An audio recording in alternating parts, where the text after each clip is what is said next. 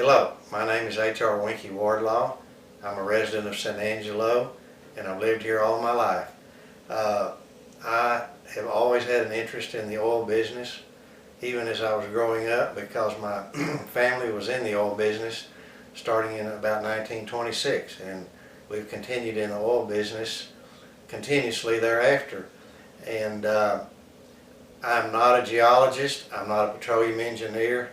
I am involved in the oil business, and Kat asked me to make a little presentation today, and what I'd like to accomplish is to try to make a little presentation so that everybody will understand about the new oil boom and what's going on west of San Angelo, because the information is sparsely available for all of us to figure out what's going on. And I think I have the ability to explain what's going on, and it will be meaningful and enjoyable to most people. And of course, the oil boom that's west of San Angelo is caused by new technology, which we all know to be hydraulic fracturing or fracking. And this is all occurring in what is known in geological circles as the Permian Basin. And the Permian Basin, I have several maps, including a little one and a big one, which Kat will not let me use, which shows the Permian Basin.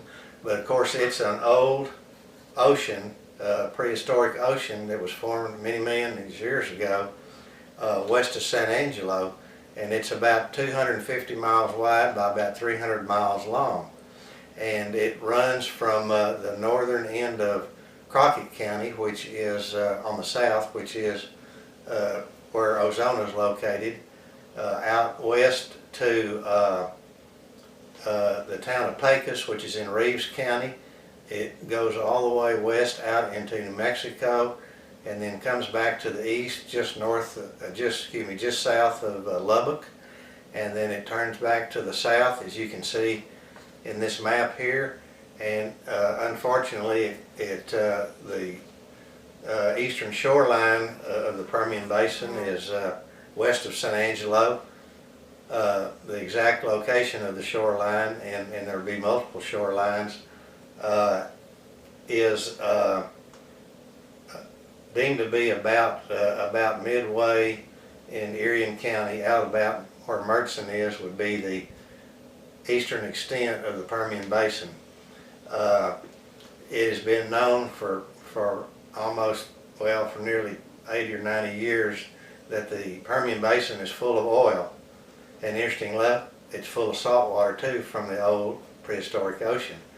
But that's another story for another time. But anyway, the Permian Basin is full of oil. And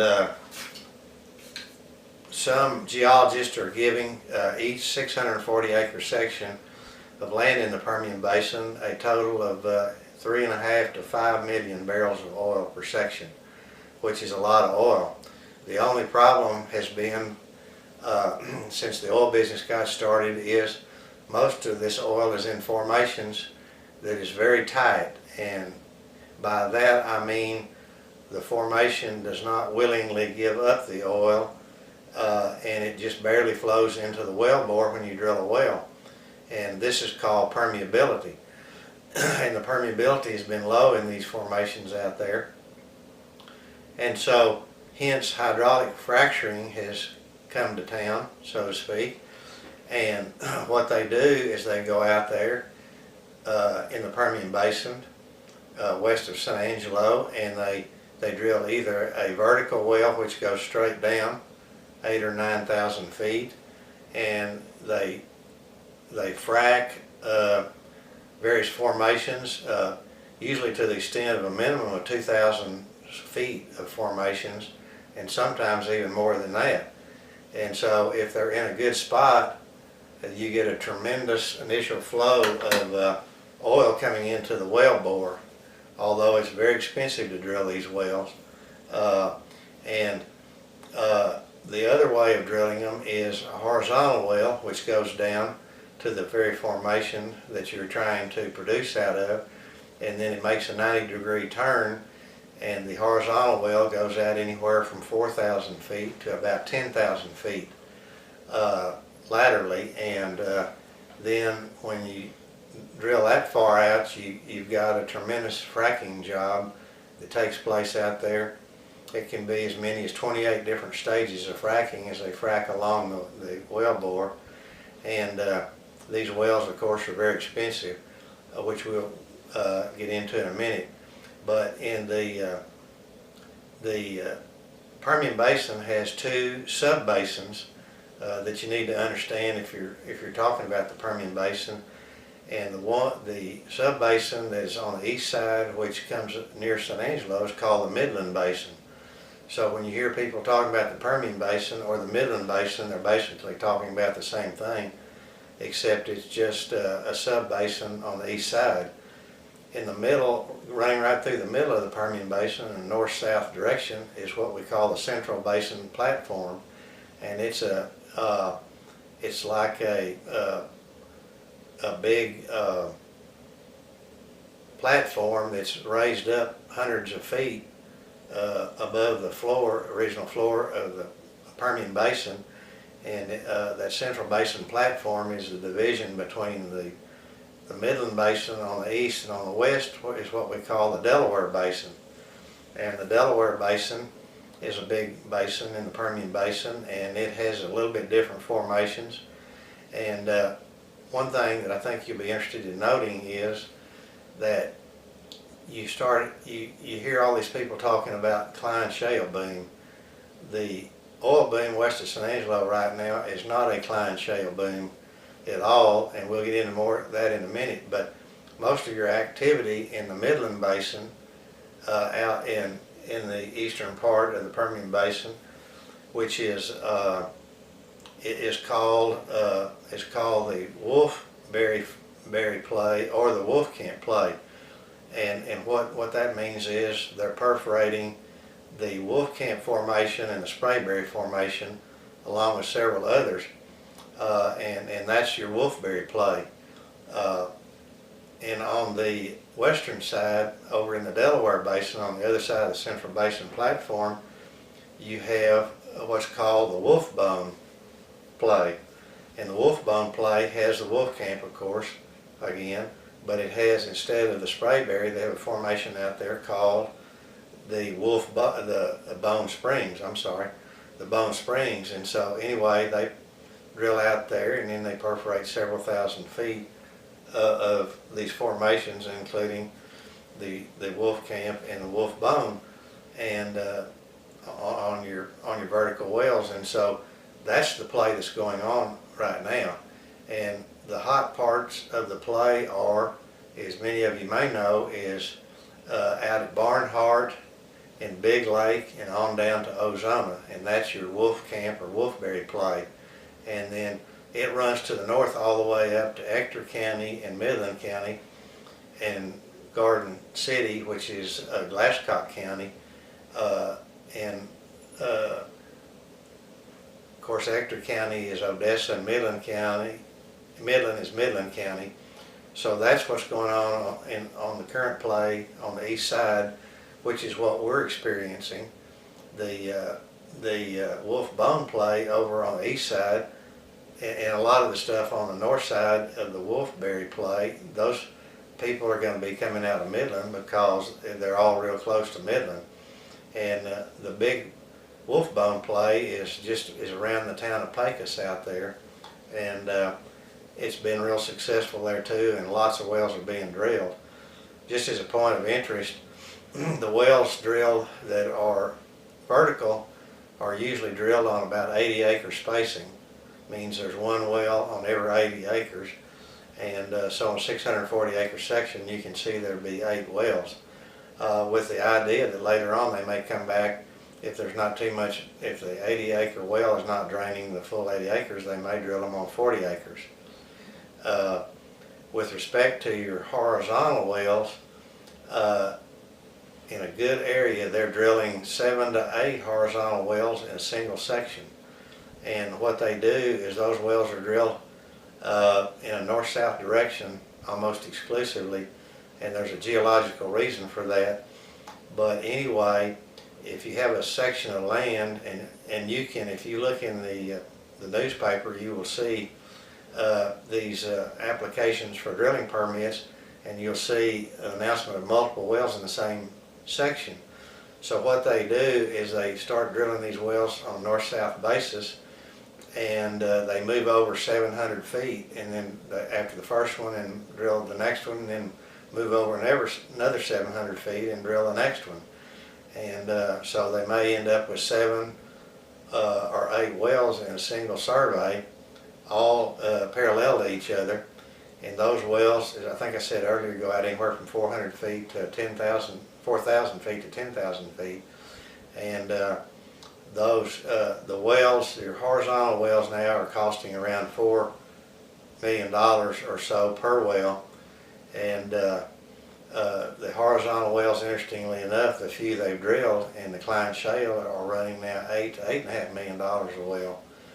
So the relevance of these factors are that if you're drilling any kind of the horizontal wells or even the vertical wells, spending a lot of money on your fracking, you have to get a lot of oil back to make a profit. So the oil companies aren't getting rich on this. They're making money because they're not drilling dry holes, but the costs are astronomical to do these drilling of these wells.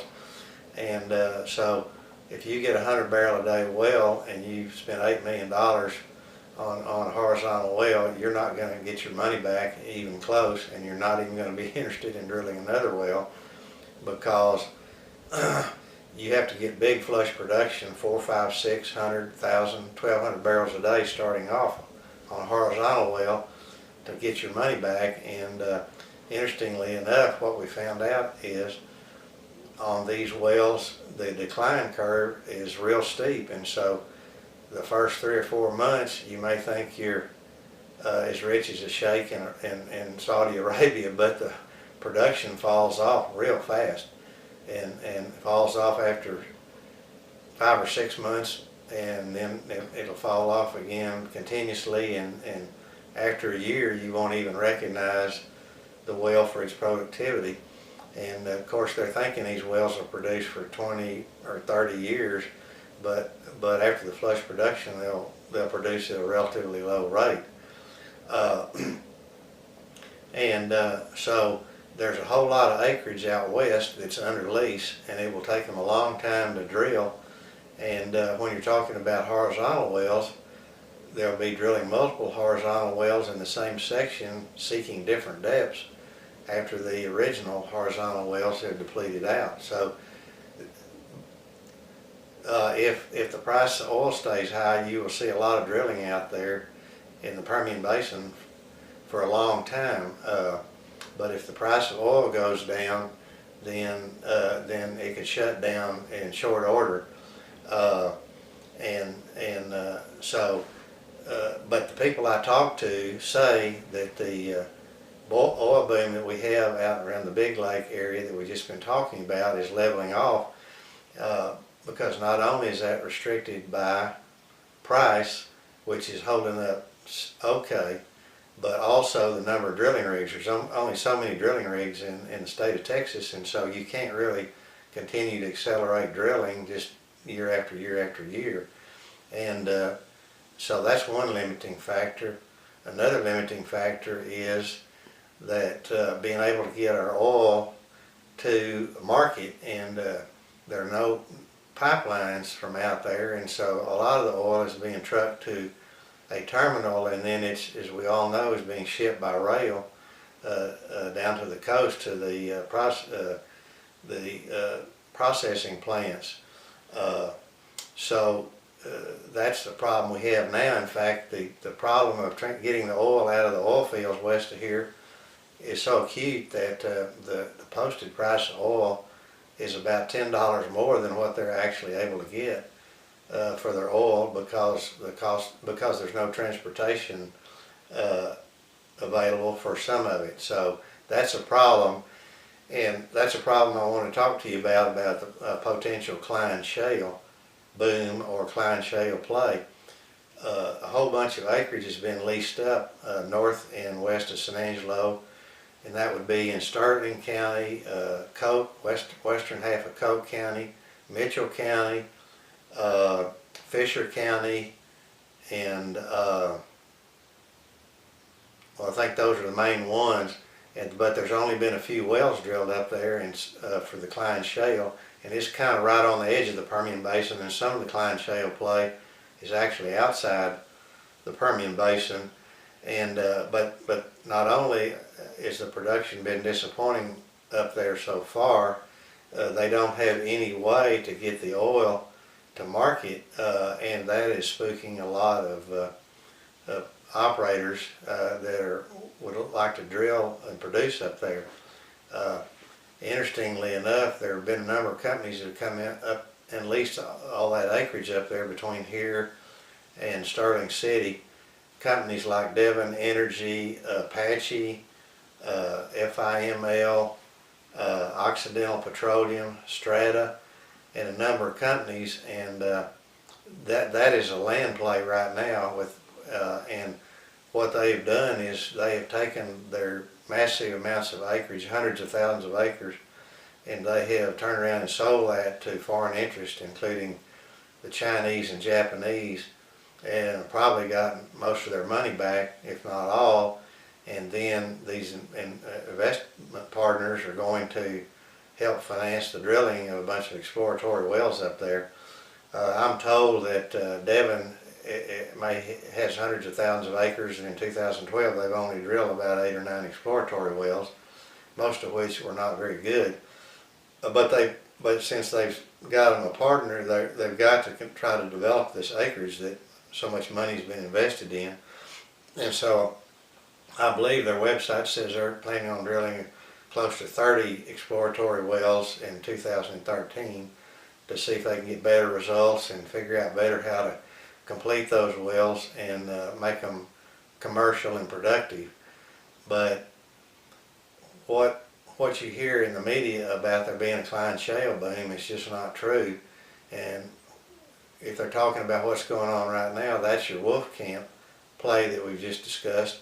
And when they mention the Cline-Shale, that is an unproven land play that just had some exploratory wells that have been drilled and so far have not been very good. I personally am dubious that we will see a Cline-Shale play in San Angelo, and in a way that might be a good thing, even though I'm in the oil business, a lot of my friends are in the oil business. We were all worried about the infrastructure here in San Angelo being sufficient to handle a massive boom, and we also know that we're real short on water, so I don't think 20 to 50,000 people showing up in the next 12 or 18 months would be a good thing. And I will tell you that I talked to the city manager last week, and he did admit to me after I questioned him that he agrees that the Cline-Shale boom is not yet taken place and may or may not take place. And so that's why we can't anticipate too much, and we've got to be cautious about what we do. And we all know that people that have lived out here in West Texas, we know that an oil boom can end real fast, about as fast as it started, if the price of oil goes down. Because I think if the price of oil went below $70 a barrel, a lot of this drilling would cease and desist temporarily, at least, because there's just not that margin for profit in these companies drilling. You know, you might hear or think they're all getting rich, but that's not exactly true. The money they're using, a lot of this is Wall Street money that they've gotten, and they're financing this oil play. And let me just tell you a few of the companies, the major companies out west where they're drilling out around Barnhart and Big Lake and Ozona, northern Crockett County and out in there, Reagan County. Your major players out there are Apache, EOG, Occidental Petroleum, Pioneer, COG, and several other companies, And so that's, the independents are basically out of the oil business in the Permian Basin.